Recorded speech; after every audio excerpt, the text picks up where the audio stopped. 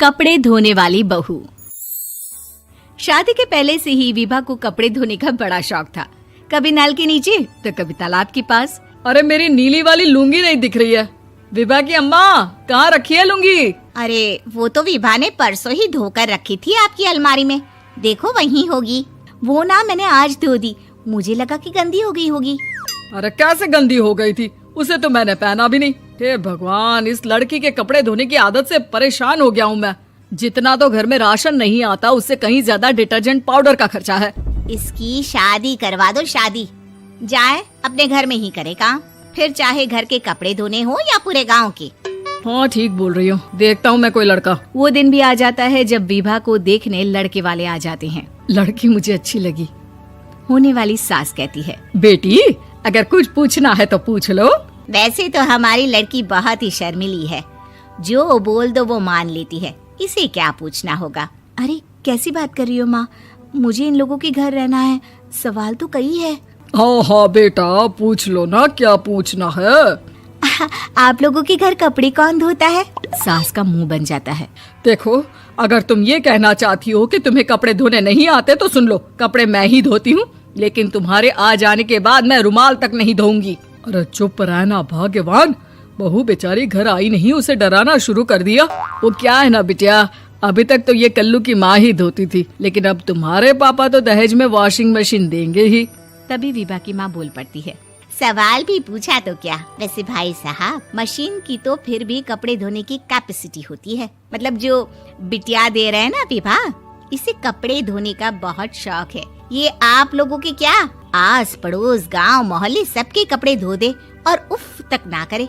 बाहर देखा नहीं आपने कितने कपड़े सूख रहे हैं? सब हमारी बिटिया ने ही तो धोए हैं। बस भी करो ना माँ, शर्म आ रही इतनी तारीफ सुनकर।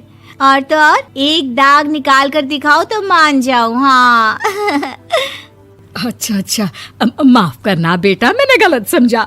हमें तो रिश्ता बहुत पसंद है। और ऐसे जुड़ जाता है रिश्ता कपड़े धोने का शौक रखने वाली विभा का। उसकी शादी हो जाती है कोयला फैक्ट्री में काम करने वाले कल्लू के साथ। शादी के बाद अचानक विभा चिल्लाती हुई सास के पास आती है। सासू माँ, अरे सासू माँ कहाँ है आप? ये तो धोखा है, धोखा दिया आप लोगों ने मुझे। इसे ससुर के चक्कर के बारे में पता चल गया। अरे तो उसमें तुझे क्यों धोखा मिला है? अरे नल में पानी नहीं आता, कपड़े कैसे कब धुलेंगे? अच्छा अच्छा, तू पानी नहीं आ रहा उसकी बात कर रही है? तो आपने क्या सोचा? कुछ नहीं। अच्छा, तेरी माँ ने कहा था कि कपड़े धोने का शौक है तुझे, याद आया मुझे। शौक शौक बोलकर कपड़े धोने वाले मेरे जुनून को कम ना आके सासू माँ, कपड़ा धोना मेरा गुरूर है। तभी पति भी वहाँ आ जाता है। अभी अभी मैंने इसे सनी देओल की फिल्म दिखाई है, उसी के डायलॉग मार रही है माँ। अच्छा सुन, साफ साफ बता रही हूँ, पानी सुबह 4 से 6 और शाम को 10 से 12 आता है, समझी? विभा टाइमिंग सुनकर हैरान हो जाती है। ये क्या भूतों का मोहल्ला है? सुबह 4 बजे उठकर कौन कपड़े धोता है? 4 बजे टंकी में पानी जाता है, फिर सारा दिन धोना ना, किसने मना किया? अरे कैसी बात कर रही हैं? 200 लीटर की टंकी में कितने कपड़े धो लूंगी मैं? सुबह ही उठ जाऊंगी मैं। अब क्या था, विभा सुबह 4 से लेकर रात के 12 बजे तक कपड़े ही धोती रहती। एक रोज सास पड़ोस से निकलकर कहीं जा रही होती है कि साथ वाली कहती है, हाँ कल्लू की माँ, जरा ये बताओ कि 2 साड़ी है, 2 ब्लाउज और एक पेटीकोट और एक नाड़े वाला लंबा कच्छा। हाँ तो? अरे तो क्या, कितना लोगी धुलाई ये बताओ। धोबन दिख रहे हैं हम क्या? हमारे पति सरकारी नौकरी से अभी अभी रिटायर हुए हैं और बेटा सुपरवाइजर है कोयला फैक्ट्री में। धोबन समझ रखा है हमें?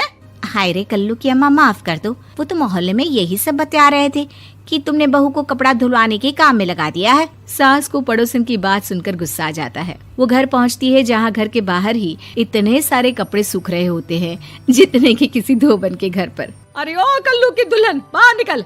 माँ जी यहीं आ जाओ, बाथरूम में चादर धो रहे हैं हम। अरे अभी हम धोते हैं, तुमको बाहर निकलो। ये आस पड़ोस वाले बोल रहे हैं कि हम बहू से कपड़े धुलवा धुलवा कर उसे कपड़ा धोने वाली बना दिए हैं। अरे छोड़ो ना माँ जी, किन लोगों की बातों में आती हो? आस पास के लोगों का तो काम ही होता है कि वो किसी तरह सास बहू को लड़ा दे। बहू सारे घर के कपड़े धोती है, ये क्या कम है? बोलिए। सास को भी लग जाता है कि वो बहू का ये सनकीपन नहीं छुड़वा सकती, इससे अच्छा है कि खुद ही चुप हो जाए। एक रोज सास और बहू मंदिर जाते हैं, जहाँ सास की साड़ी वहाँ खड़ी भीख मांगने वाली से मिलती है। माँ जी क्या बात है, आपकी साड़ी उस भिखारन से कितनी मिल रही है ना? हाँ हाँ देखो तो, दोनों की साड़ी मिल रही है। क्या बात है कल्लू की अम्मा, तुम खुद को तो अफसर की बीवी बताती हो और ऐसी सिंपल सी प्लेन साड़ी पहनकर घूमती हो। सिंपल और प्लेन नहीं है ये साड़ी। तो क्या सोने के धागे से फूल बने हैं? कुछ भी सासू माँ, कुछ भी। हाँ बने थे इस साड़ी में सोने के धागे से फूल। मेरे पति लेकर आए थे मद्रास से स्पेशली मेरे लिए 10,000 की। ताहे भाई साहब इस भिखारन के लिए भी सेम टू सेम साड़ी लेकर आए होंगे 10,000 की। सास उस वक्त कुछ नहीं कहती, लेकिन बहू के साथ घर आती है और अलमारी से एल्बम निकाल कर लाती है। ये साड़ी देख रही है, ये वही साड़ी है जिसे मैंने अभी पहना था। इस साड़ी में ये जो चमकदार फूल दिख रहे हैं ना, ये सोने के धागों से काढ़े गए हैं। लेकिन तू लोकल वॉशिंग मशीन ब्रश से घिस घिस कर सारे फूलों को निकाल कर साड़ी प्लेन कर दी। मुझे माफ कर दीजिए सासू माँ। और तो और, जब मैंने तुझे तेरी गलती के लिए कुछ नहीं कहा, लेकिन तूने तो सबके सामने मेरा मजाक ही बना दिया। क्यों? बहू को समझ में आ जाता है कि अब से उसका कपड़े धोना बंद।